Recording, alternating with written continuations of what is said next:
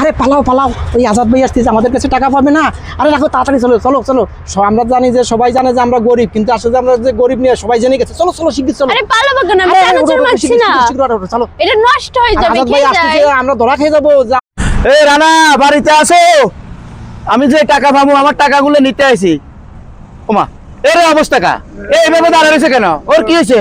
আরে ভাই বললেন না, কালকে রাতে খাট ভেঙে পড়ে আর পা ভেঙে গেছে, হাতটাও ভেঙে গেছে। চিকিৎসা করার মতো ডাক্তার দেখাও নাই? টাকা নাই তো, আমরা গরিব মানুষের সাথে। আরে কি কয়, আমার বন্ধু মানুষ টাকার জন্য চিকিৎসার অভাবে মারা যাবে, এটা কোনো কথা হইলো?